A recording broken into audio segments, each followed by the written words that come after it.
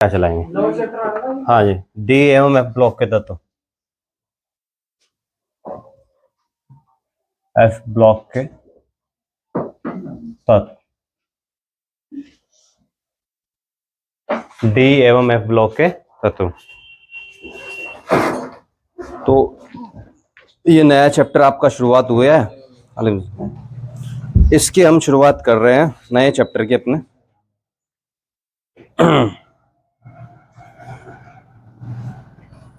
सबसे पहले डी एवं एफ में दोनों को साथ तो नहीं पढ़ सकते, तो पहले किसको पढ़ेंगे भाई? डी को पढ़ेंगे और फिर किसको पढ़ेंगे? एफ को पढ़ेंगे। तो पहले डी ब्लॉक के तत्व हेडिंग डाल दो, डी ब्लॉक के तत्व, डी ब्लॉक के तत्व। डी ब्लॉक के जो तत्व होते हैं भाई, इधर बोर्ड पे देखिएगा। सबसे पहले इन्हें संक्रमण तत्व कहते हैं। क्या कहते हैं इनको? संक्रमण तत्व कहते हैं। तो क्वेश्चन क्या आता है? क्वेश्चन एग्जाम में यही आता है कि डी ब्लॉक के तत्वों को संक्रमण तत्व क्यों कहते हैं। एक नंबर का क्वेश्चन आपको यही देखने को मिलेगा पेपर में कि डी ब्लॉक के तत्वों को संक्रमण तत्व क्यों कहते हैं।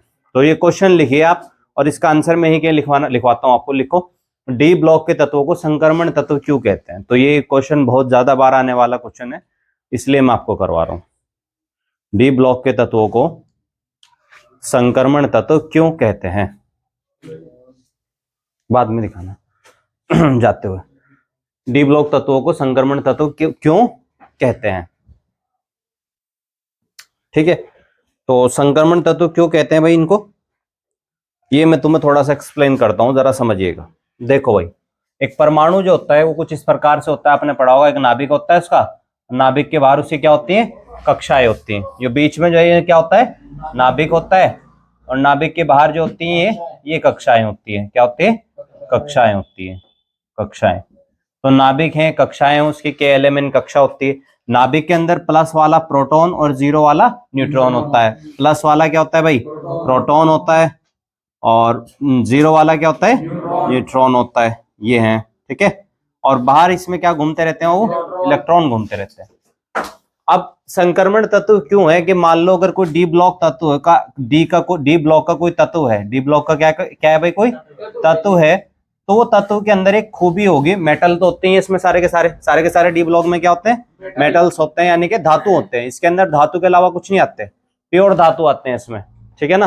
कुछ 4-5 एग्जाम्पल है, मैं बता दूंगा, जैसे कि जिंक है, मरकरी है, कैडमियम है, ठीक है ना। ये कुछ एग्जाम्पल ऐसे हैं जो अपवाद हैं, बाकी सब प्योर धातु हैं, धातुओं का गुण रखते हैं।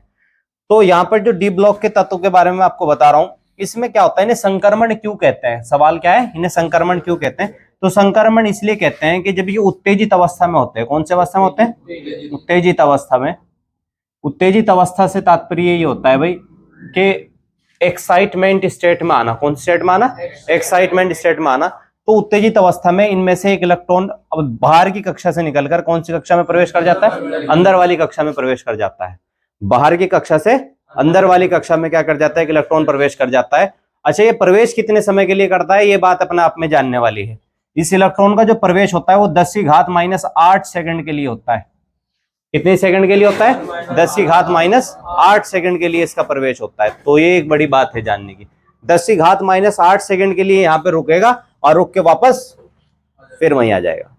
ये बात आपको जानने की बिल्कुल नहीं थी, आपके स्टैंडर्ड की नहीं थी, लेकिन बस आपको इतनी बात याद रखनी है कि इलेक्ट्रॉन बाहर की कक्षा से कहाँ आता है? अंदर की कक्षा में आता है। बाहर की कक्षा से कहाँ आता है? अंदर की कक्षा में आता है। इसी कारण इन्हें क्या कहते हैं? संक्रमण तत्व कहते हैं, ठीक है ना। कहते हैं, क्या कहते हैं इनको? संक्रमण तत्व कहते हैं। लिखो इसमें, डी ब्लॉक तत्वों में, डी ब्लॉक तत्वों में, डी ब्लॉक तत्वों की बाह्य कक्षा में उपस्थित इलेक्ट्रॉन, तत्वों की बाह्य कक्षा में उपस्थित इलेक्ट्रॉन, डी ब्लॉक तत्वों के बाह्य कक्षा में उपस्थित इलेक्ट्रॉन,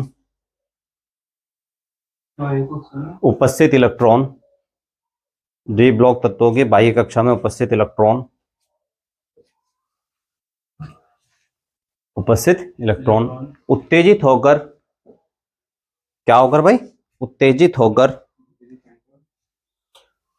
बाह्य कक्षा से अंदर वाली कक्षा में प्रवेश कर जाते हैं। बाह्य कक्षा से अंदर वाली कक्षा में प्रवेश कर जाते हैं।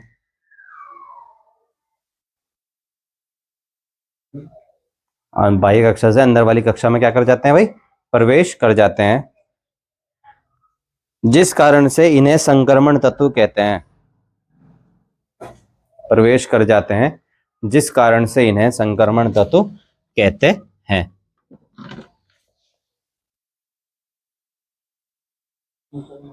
जिस कारण से इन्हें क्या कहते हैं? संक्रमण तत्व कहते हैं।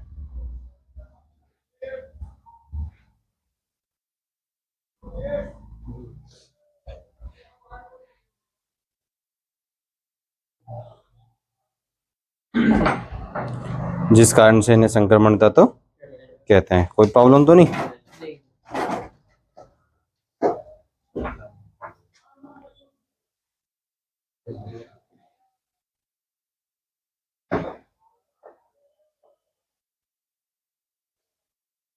आगे लिखिएगा।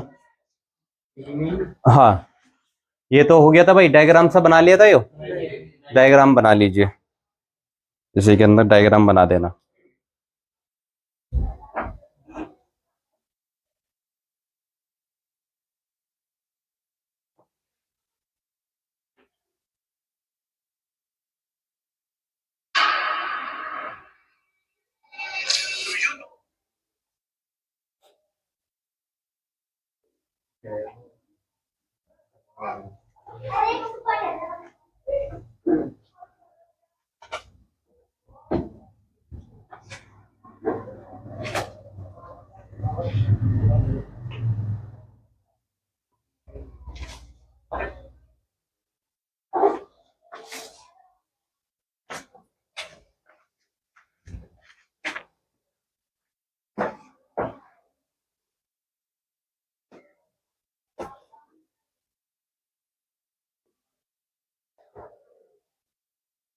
ये सारे क्वेश्चन करने के बाद में हम कुछ क्वेश्चन आंसरों का यहाँ पे तांता लगा देंगे, मतलब कुछ समझने के बाद में इसको।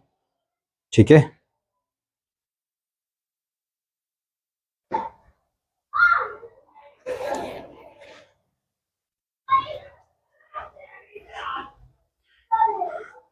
नोट कर लिया?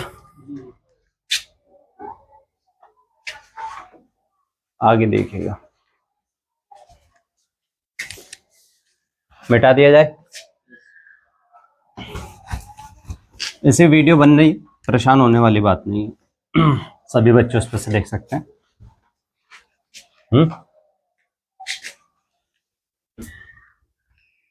तो डी ब्लॉक तत्वों के अंदर जो है क्या होते हैं भाई, कहां से कहां तक होते हैं? तो वर्ग में कहां से कहां तक होते हैं आवर्त सारणी में? तो वर्ग नंबर 3 से लगा के 12 तक यही होते हैं। वर्ग नंबर कहां से लगाकर भाई? 3 से 12 तक यही होते हैं, ठीक है ना, टोटल। और इनकी डी ब्लॉक को जो है ना 4 श्रेणी में बांटा गया है। 4 श्रेणियों में बांटा गया है। कौन कौन सी 4 श्रेणियां इनकी, वो आपको याद रखनी है। पहले का नाम है 3D श्रेणी, 3D श्रेणी। दूसरी का नाम है 4D श्रेणी, 5D श्रेणी।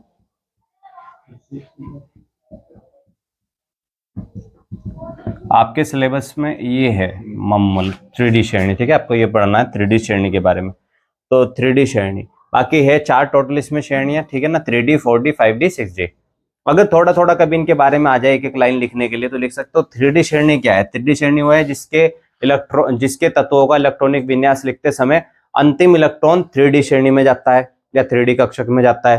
4D श्रेणी क्या है? जिसके तत्वों का इलेक्ट्रॉनिक विन्यास लिखते समय अंतिम इलेक्ट्रॉन 4D कक्षक में जाता है।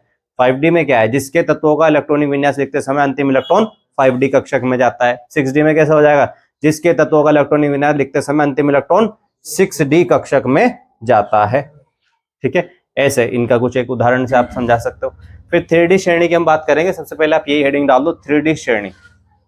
पहले ये लिख लो, वर्ग 3 से 12 तक होते हैं इसमें और 4 श्रेणियां इसके अंदर, 3D 4D 5D 6D, और उसके बाद में 3D श्रेणी हेडिंग डाल देंगे।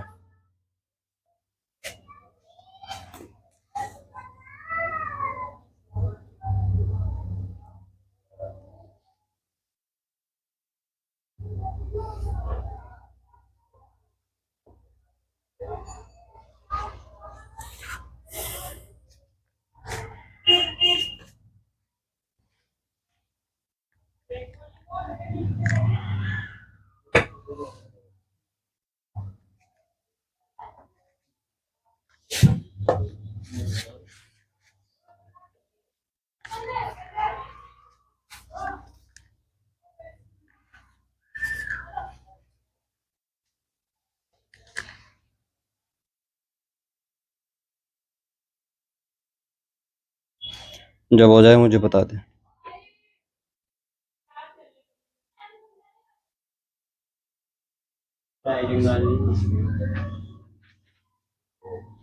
बताया जाएगा आपको।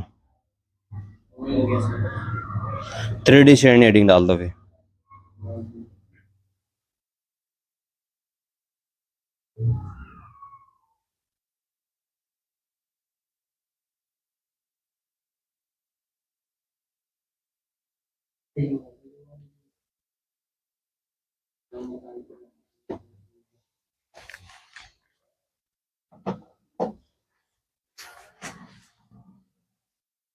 What happen?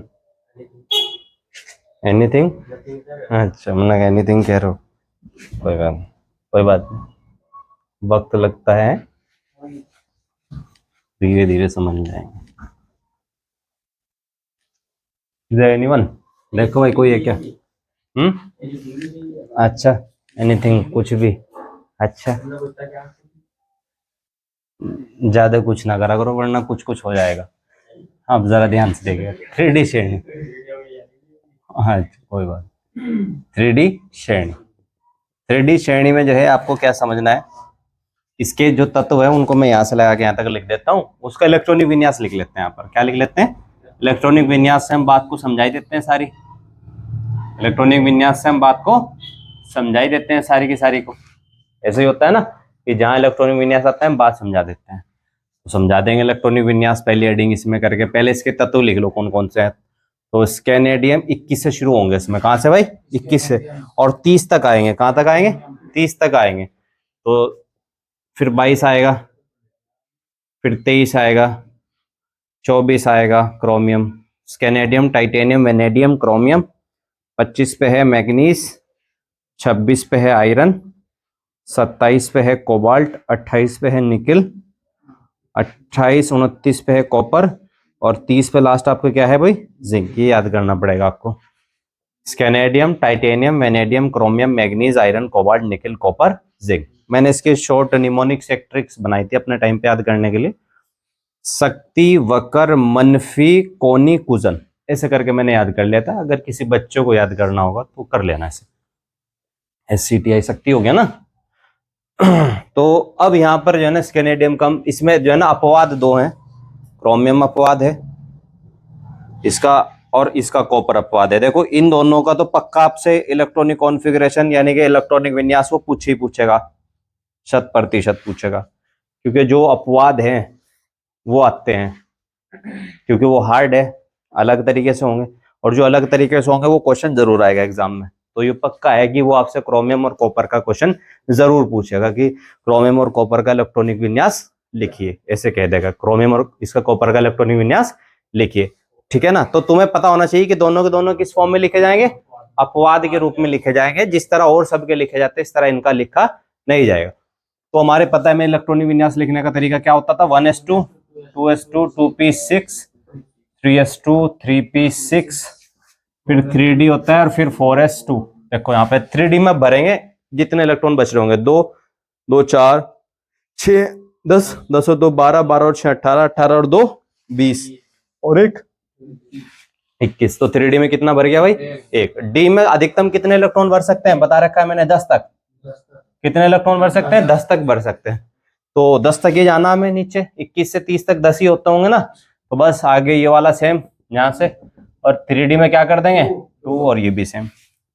फिर यहाँ पर भी 3d में क्या कर देंगे? 3 कर देंगे, और ये भी सेम।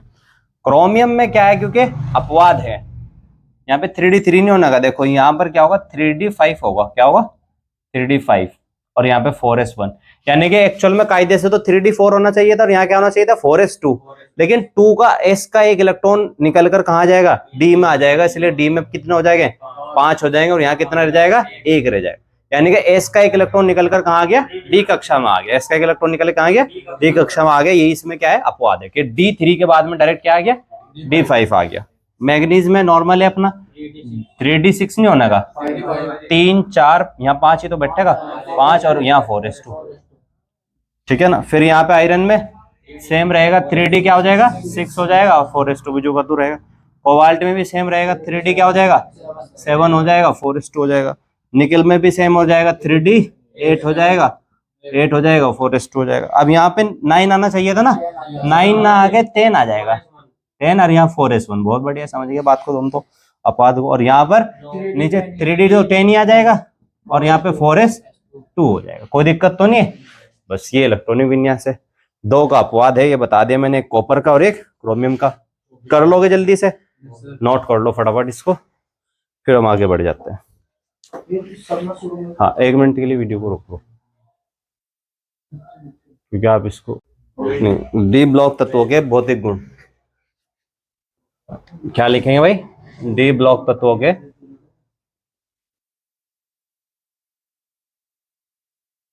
भौतिक गुण, ये हेडिंग डाल दीजिए, डी ब्लॉक तत्वों के भौतिक गुण। तो भौतिक गुण में भाई इसके देखो है तो बहुत आसान, 2 नंबर में आ जाता है क्वेश्चन, बड़ा आसान है। डी ब्लॉक तत्वों को क्या भी कहते हैं, दूसरा नाम क्या है इनका? संक्रमण तत्व भी कहते हैं। तो अगर क्वेश्चन आ जाए डी ब्लॉक तत्व के भौतिक गुण, या क्वेश्चन आ जाए संक्रमण तत्वों के भौतिक गुण, ठीक है, या संक्रमण तत्वों के गुण लिखिए या डी ब्लॉक तत्वों के गुण लिखिए, तो आंसर ये जो मैं बता रहा हूं ना आपको, यही करके आ जाना आपको, ठीक है ना। तो 4-5 तरीके से इस क्वेश्चन को पूछ सकता है, तो 4-5 तरीके का आंसर जो है उसका सारे का एक ही होगा। तो आप आंसर में पहला पॉइंट ऐसे पॉइंट बना के लिखेगा, इसके बुलेट पॉइंट बना के लिखेगा। सबसे पहले तो ये धातु है, धातु होगी तो सारी के सारे क्या होगी? कठोर होगी, तो ये कठोर होते हैं, कठोर होते हैं, पहला पॉइंट हो गया। दूसरा पॉइंट, विद्युत के सुचालक होंगे, कुछ अलग होंगे। धातु है तो धातु में तो विद्युत बहने लगती है ना, तो ये धातु के क्या होंगे भाई? धातु के सुचालक होंगे, यानी कि धातु इनमें आसानी से बहेगी, सुचालक होंगे। तीसरा पॉइंट देखेंगे, 2 हो गए हमारे, पहला हो गया, दूसरा हो गया, धातु के सुचालक होते हैं। तीसरा पॉइंट ये बताओ, इनकी इनका जो गलनांक और कवथनांक है वो कम होगा या ज्यादा होगा? ज्यादा होगा, तो गलनांक व कवथनांक ज्यादा होगा, गलनांक व कवथनांक। क्या? अच्छा, गलनांक व कवथनांक क्या होंगे भाई इनके? उच्च होंगे, ज्यादा होंगे, ठीक है ना। और चौथा पॉइंट जो आप लिखेंगे इसमें वो लिख लो, ये इनका घनत्व क्या होगा? इनका घनत्व कम होगा, घनत्व ज्यादा होगा। घनत्व का मतलब भी पता है? भारीपन। धातु भारी होती है हल्की होती है? भारी होवे। तो 4 पॉइंट बहुत है भाई, तो ये 4 पॉइंट आप इसके लिख दीजिएगा, ठीक है ना, कि इनके गलनांक, कवथनांक और घनत्व भी क्या होता है इनका? ज्यादा होता है, ठीक है ना। ये इनके गुण है, 4 गुण नोट कर दीजिएगा, ऐसे अलग अलग लाइन में आपको नंबर मिल जाएंगे एग्जाम में।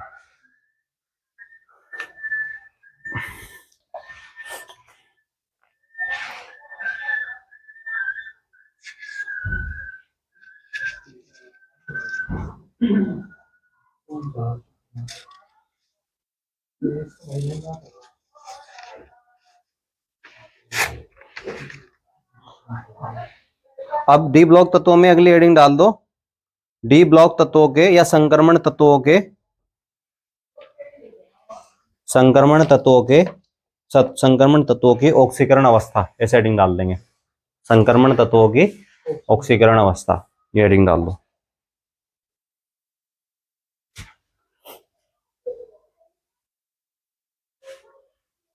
डाल दे भाई हेडिंग, संक्रमण तत्वों की ऑक्सीकरण अवस्था।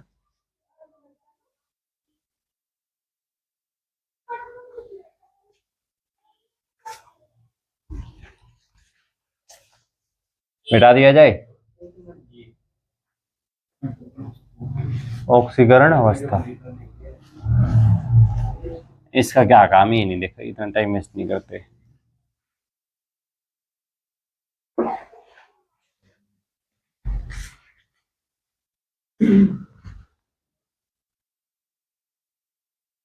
ऑक्सीकरण अवस्था के बारे में, संक्रमण तत्वों की, संक्रमण तत्वों की, आ जाओ आ जाओ, एक बार वीडियो पॉज करके। संक्रमण तत्वों की ऑक्सीकरण अवस्था, देखो भाई ऑक्सीकरण अवस्था में जरा फटाफट समझेंगे हम। संक्रमण तत्वों की ऑक्सीकरण अवस्था, ये 2 नंबर में या 1 नंबर में कन्फर्म है। इसमें क्वेश्चन क्या आएगा? क्वेश्चन ये नहीं आना संक्रमण तत्वों के ऑक्सीकरण अवस्था, क्वेश्चन ये आएगा कि संक्रमण तत्व, क्वेश्चन क्या आएगा मैं वो बताता हूँ एग्जाम में आएगा, आया हुआ नहीं है, आएगा। तो संक्रमण तत्व ये क्वेश्चन आएगा। परिवर्ती नाम बताओ क्या? परिवर्ती वो है स्टूडेंट का, रहने दो। परिवर्ती ऑक्सीकरण अवस्था, रहने दो, वो लड़का है वो आशु बैठक रहे जो संक्रमण तत्व परिवर्ती ऑक्सीकरण अवस्था प्रदर्शित करते हैं, प्रदर्शित। एक बारी में सुन ली मैंने सारी, वो कर दी वो कर दी, अरे सुन लिया भाई, मतलब हो जाए 1 मिनट के अंदर ही बताओ। परिवर्ती ऑक्सीकरण अवस्था प्रदर्शित करते हैं संक्रमण तत्व, कौन सी भाई? परिवर्ती। परिवर्ती का मतलब जो बदलती रहती है। ये क्वेश्चन आया हुआ भी है और आएगा भी, ठीक है ना, मुझे इस पे पूरी उम्मीद रहती है क्वेश्चन पर बार, इसीलिए मैं संक्रमण तत्वों की ऑक्सीकरण अवस्था वाला आपको हेडिंग करवा रहा हूँ, वरना तो हेडिंग छोड़ दी जाती है। वरना किसी के बारे में ऑक्सीकरण अवस्था का क्वेश्चन नहीं आता, किसी की ऑक्सीकरण अवस्था का क्वेश्चन नहीं आता, लेकिन संक्रमण तत्वों के बारे में खास आता है। नाम लेके डायरेक्ट पूछता है कि संक्रमण तत्व परिवर्ती ऑक्सीकरण अवस्था प्रदर्शित करते हैं, समझाइए। परिवर्ती, परिवर्ती का मतलब होता है अदलती बदलती। कैसी? अदलती बदलती, चेंज होती रहती है इनकी ऑक्सीकरण अवस्था। जैसे कि मैं उदाहरण से बताऊंगा, दो तत्व देख लो, इसके तत्व कहां से कहां तक थे? स्केनेडियम से लगा के स्केनेडियम टाइटेनियम, अभी लिखा था ना मैं।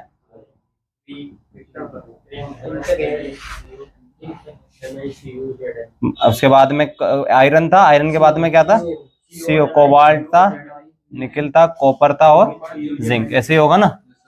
मैंने सूत्र क्या बताया था? शक्ति वक्र मनफी कोनी कुजन, ऐसे याद कर लेना, शक्ति वक्र मनफी कोनी कुजन, ऐसे सूत्र बताया था इसको याद करना। देखो सिर्फ एक तो स्केनेडियम 3 दिखाता है और एक ये जिंक 2 दिखाता है प्लस की, ये 2 परिवर्ती ऑक्सीकरण अवस्था नहीं दिखाता है। यहाँ पे भी आपको एक क्वेश्चन मिल गया 1 नंबर का, एमसीक्यू बन गया। क्या बन गया? एमसीक्यू बन गया। एमसीक्यू कंफर्म है, यो भी इसमें से एक एमसीक्यू आएगा ही आएगा, ठीक है ना। जो भी कुछ है ब्लॉक में तो कुछ इतना खास है नहीं, तो डी ब्लॉक में से ही आएगा जो भी कुछ आएगा 5 नंबर का, तो डी ब्लॉक में से ज्यादा आता है। तो मैं वो क्वेश्चन बता रहा हूँ आपको छांट छांट के कि कौन सा आएगा। जैसे कि वो क्वेश्चन यहाँ पे क्या पूछेगा, वे ऐसे किसी एक तत्व का नाम बताइए जो परिवर्ती ऑक्सीकरण अवस्था प्रदर्शित नहीं करता। एक का नहीं, मैंने 2 का बता दिया, एक तो स्केनेडियम और एक जिंक। एक कौन सा है भाई? स्केनेडियम, और एक कौन सा है? जिंक। तो एक का नहीं बताया मैंने आपको, कितने का बता दिया? 2। तो क्वेश्चन क्या आएगा? ऐसे किसी एक तत्व का नाम बताइए जो परिवर्ती ऑक्सीकरण अवस्था प्रदर्शित नहीं करता। तो 2 है। अब देखो टाइटेनियम है, जैसे कि ये +2 +3 +4 इस तरह दिखाता है। ये है वैनेडियम +2 +3 +4 इस तरह दिखाता है। ये है क्रोमियम +2 +3 +4 +5 तक दिखाता है। मैग्नीज जो है ना +6 तक दिखाता है। मैग्नीज प्लस के 7 तक दिखाता है। 2 से लगा के कहां तक दिखाता है? 7 तक दिखाता है। सबसे ज्यादा ये दिखा रहा है प्लस के 7 तक। फिर ये भी ऐसे +2 +3 तक। फिर ये ऐसे दिखाता है +2 +3 +4। ये ऐसे दिखाता है +2 +3 +4। फिर ये ऐसे +2 +3 +4। लेकिन इनमें से सारे जो है ना, देखो बहुत सारी ऑक्सीकरण अवस्था, देखो इसकी कितनी दिख रही? 3, इसकी भी 3, इसकी कितनी दिख रही? 1 2 3 4 5 दिखा रहा। और ये कितनी दिखा रहा होगा 2 से लगा के 7 तक? 6 दिखा रहा है, 6 ऑक्सीकरण अवस्था दिखा रहा है। ये 2 दिखा रहा है, 3 दिखा रहा है, 3 दिखा रहा है, 3 दिखा रहा है। लेकिन ऐसे कौन से तत्व हैं जो खाली एक एक ही दिखा रहे हैं? पहला वाला और आखिरी वाला, ये खाली एक एक ही दिखा रहे हैं। स्केनेडियम खाली 3 दिखा रहा प्लस की, और जिंक खाली कितनी दिखा रहा प्लस की? 2। तो एक तो परिवर्ती ऑक्सीकरण अवस्था प्रदर्शित करते हैं, ये बना दोगे डायग्राम, करते हैं, ठीक है ना। और बनाने के लिए अगर वो क्वेश्चन ये पूछ ले कि कौन सा तत्व परिवर्ती ऑक्सीकरण अवस्था प्रदर्शित नहीं करता, तो आंसर में क्या हो जाएगा? जिंक। आंसर में क्या कर लोगे भाई? जिंक। स्केनेडियम हो सकता है याद रखने में थोड़ी सी तकलीफ हो, दिक्कत हो, तो जिंक आसानी से याद रहेगा, क्योंकि जिंक से आप फेमिलियर हो गए, जिंक नाम आपका सुना हुआ होगा, दिमाग में एकदम बैठ जाएगा।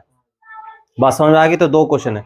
फिर ये भी क्वेश्चन है कि परिवर्ती ऑक्सीकरण अवस्था प्रदर्शित क्यों करते हैं, इसका आंसर कैसे दोगे? इसका आंसर मैं तुम्हें लिखवा चुका अभी थोड़ी देर पहले। इसका आंसर ही परिवर्ती ऑक्सीकरण अवस्था प्रदर्शित करते हैं क्योंकि इनका इलेक्ट्रॉनिक विन्यास देखते समय अंतिम इलेक्ट्रॉन बाह्य कक्षा से कौन सी कक्षा में भाग जाता है? अंदर वाली कक्षा में भाग जाता है, ठीक है ना। या फिर इसका आंसर आप ऐसे लिख सकते हो, सारे के सारे क्या है? धातु है। धातुओं के अंदर कौन से इलेक्ट्रॉन उपस्थित होते हैं? मुक्त इलेक्ट्रॉन उपस्थित होते हैं। और धातुओं की प्रकृति होती है इलेक्ट्रॉन को डोनेट करने की, दान करने की। अब क्योंकि इलेक्ट्रॉन को दान करते हैं इसलिए परिवर्ती ऑक्सीकरण अवस्था प्रदर्शित करते हैं।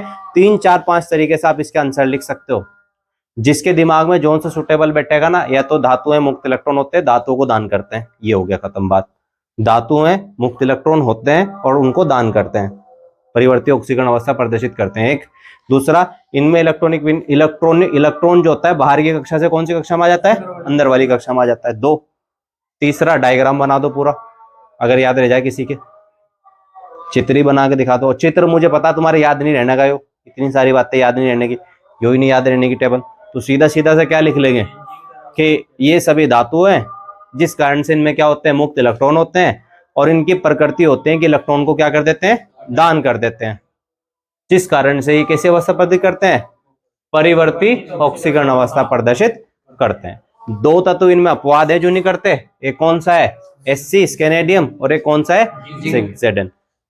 मिनट को वीडियो पॉज करके, परिवर्ती, ये 3 अंक का क्वेश्चन है भाई, देखो लघुत्तरीय में आया हुआ 3 नंबर का क्वेश्चन था। संक्रमण तत्व परिवर्ती ऑक्सीकरण अवस्था प्रदर्शन क्यों करते हैं, इसका आंसर सारे बच्चे लिख देंगे, या कोई सा बैठा जो लिख नहीं सकता अभी भी।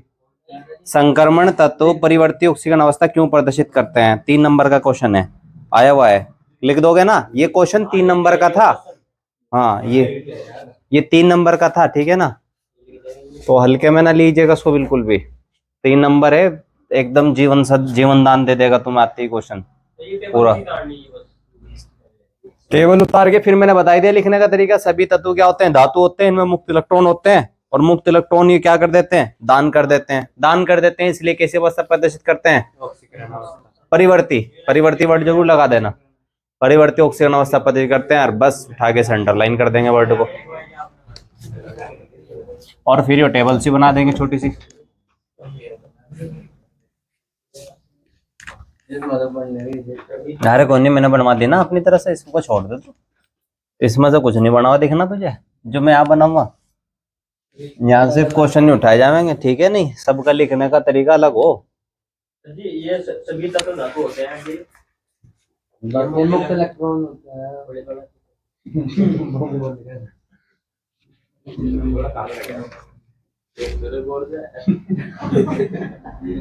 अच्छा, क्वेश्चन लिखिएगा एक, कर दे भाई स्टार्ट, ठीक है।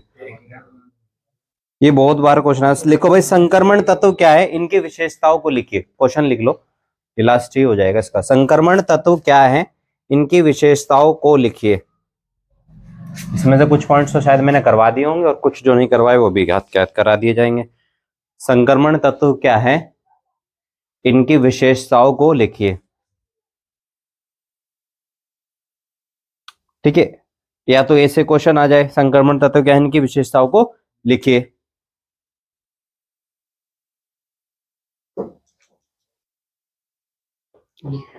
या फिर ऐसे क्वेश्चन आ जाए कि संक्रमण तत्व क्या है, इनके चुंबकीय एवं उत्प्रेरक के गुण को समझाइए। हाँ ये भी सी में ही है, एक ही क्वेश्चन के 2 आंसर है, मतलब सॉरी 2 क्वेश्चनों के 1 आंसर हो जाएगा। संक्रमण तत्व क्या है, इनके चुंबकीय एवं उत्प्रेरक के गुणों को समझाइए। ये क्वेश्चन तो आ सकता है 1 2 4 2 6 तरीके से क्वेश्चन पूछा गया है पेपर में। हाँ, चुंबकीय एवं उत्प्रेरक के गुण को समझाइए, ठीक है भाई, उत्प्रेरक के गुण को समझाइए। हेडिंग में आ जाएगा भाई, जिस हेडिंग को हम समझाते चले जाएंगे उस हर हेडिंग से एक क्वेश्चन बन सकता है। हर हेडिंग से क्या बन सकता है, क्वेश्चन बन सकता है। देखो डी ब्लॉक के जब हम लक्षणों की बात करते हैं, संक्रमण तत्व के लक्षण, किसके लक्षण भाई, संक्रमण तत्वों के लक्षण की बात कर रहे हैं। तो जब लक्षण की बात कर रहे हैं, यानी कि डी ब्लॉक की बात कर रहे हैं, डी ब्लॉक के लक्षण की बात करें, पहली हेडिंग आपको बिना किसी टेंशन के लिखनी है, इलेक्ट्रॉनिक विन्यास। किसकी लिखनी है, इलेक्ट्रॉनिक। अभी लिखवाया था इलेक्ट्रॉनिक विन्यास मैंने इनका, ध्यान हो तुम्हारे 3D का लिखवाया था ना, एक तो ये बना के आ जाएंगे पूरी पूरी 3D श्रेणी का इलेक्ट्रॉनिक विन्यास लिख देंगे। पहली होगी हेडिंग भाई, लिखवाऊं तो ना उसको, दूसरी हेडिंग, एक तो इलेक्ट्रॉनिक विन्यास कर देंगे हम, ठीक है ना। दूसरी है परिवर्ती ऑक्सीकरण संख्या अवस्था, परिवर्ती ऑक्सीकरण अवस्था, परिवर्ती ऑक्सीकरण अवस्था। अब मुझे बताओ इसे करवाऊं या ना करवाऊं, अभी करवाया बिल्कुल जस्ट 1 मिनट पहले कि डी ब्लॉक तत्व परिवर्ती ऑक्सीकरण अवस्था प्रदर्शित करते हैं, वही लिख देंगे। कि ये सभी धातु है, इनके बाह्य कक्षा में मुक्त इलेक्ट्रॉन होते हैं और ये मुक्त इलेक्ट्रॉनों को दान करने की क्षमता रखते हैं, जिस कारण ये परिवर्तित ऑक्सीकरण अवस्था प्रदर्शित करते हैं। और वो टेबल सी बना देना अगर किसी बच्चे को बहुत अच्छे नंबर चाहिए। तीसरा ये 4 नंबर का क्वेश्चन है, ठीक है ना। तीसरी हेडिंग इसमें जो है ना वो आ जाएगी उत्प्रेरक के गुण। ये तो करवानी पड़ेगी, करवाई तो नहीं मैंने, उत्प्रेरक के गुण तो नहीं करवाए ना इनके। तो तीसरी हेडिंग से हम लिखना शुरू करेंगे, उत्प्रेरक के गुण डाल दो और लिखो। पहले 2 हेडिंग डाल दो, ऐसे 1 2 और यहाँ लिख लेना पीछे हो गई, ठीक है ना। ये दोनों तो करवाई दी मैंने, इलेक्ट्रॉनिक विन्यास भी करवा दी अभी आज ही, और आज ही परिवर्तित ऑक्सीकरण अवस्था भी करवा दी। तीसरी हेडिंग नहीं करवाई, उत्प्रेरक के गुण डाल दो और लिखो उसमें उत्प्रेरक के गुण में। 2 करा चुका हूं, तीसरी नहीं हुई। क्वेश्चन में यही तो पूछा था उसने, उत्प्रेरक के और चुंबकीय गुण बताइए, तो ना उत्प्रेरक वाली हो रही ना चुंबक वाली हो रही, अगली चुंबकीय वाली ले लेंगे।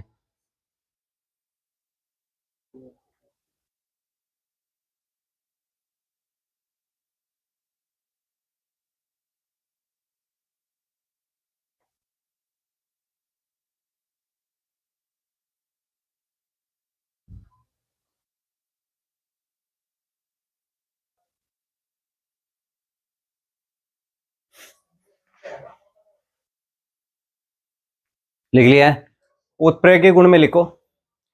इसका जो आंसर लिखा था ना आपने परिवर्तित ऑक्सीकरण अवस्था का, कुछ कुछ उससे मिलता जुलता ही लिखेंगे। अब ये बताओ मुझे, डी ब्लॉक के तत्व सारे क्या होते हैं? धातु। अभी बताया था मैंने, धातु होते हैं। इनमें मुक्त इलेक्ट्रॉन होंगे, मुक्त इलेक्ट्रॉन होंगे तो मुक्त इलेक्ट्रॉन को क्या करेंगे?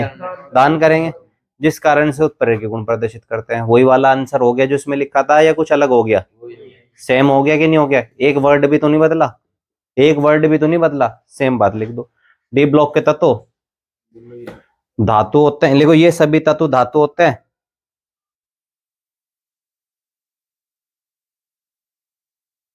सभी तत्व क्या होते हैं भाई? धातु होते हैं, तथा इनमें मुक्त इलेक्ट्रॉन उपस्थित होते हैं। इनमें मुक्त इलेक्ट्रॉन उपस्थित होते हैं, इनमें मुक्त इलेक्ट्रॉन उपस्थित होते हैं।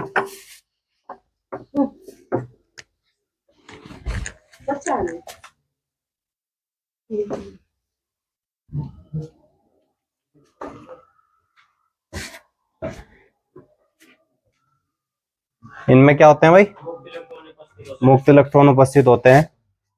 और ये मुक्त इलेक्ट्रॉन को क्या करने की क्षमता रखते हैं भाई?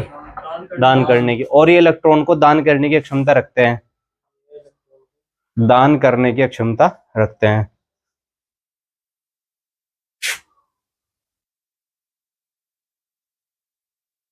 जिस कारण से इनमें उत्प्रेरक के गुण आ जाते हैं, जिस कारण से इनमें उत्प्रेरक के गुण आ जाते हैं। चाय पीना चाहोगे भाई?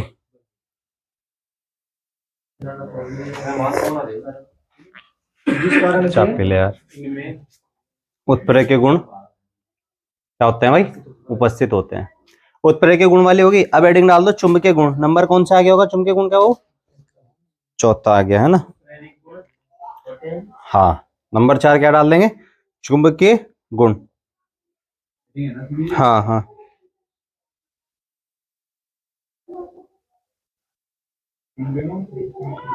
चुंबकीय गुण कौन सा गुण है भाई? चुंबकीय गुण। अब देखो,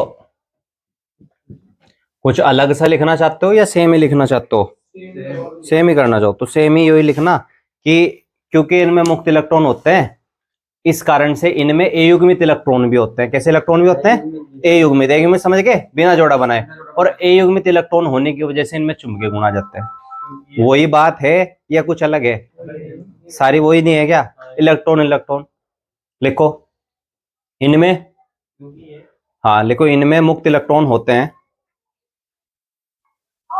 और ये इलेक्ट्रॉन ए युग्मित अवस्था में पाए जाते हैं,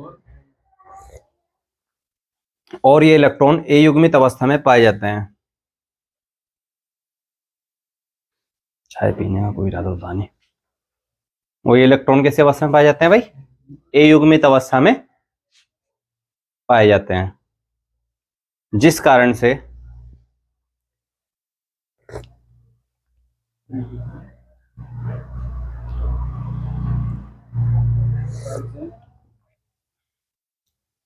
लिख लिया भाई। इनमें ए युग्मित इलेक्ट्रॉन होते हैं जो मुक्त ए युग्मित इलेक्ट्रॉन पाए जाते हैं, तो लिख लिया था।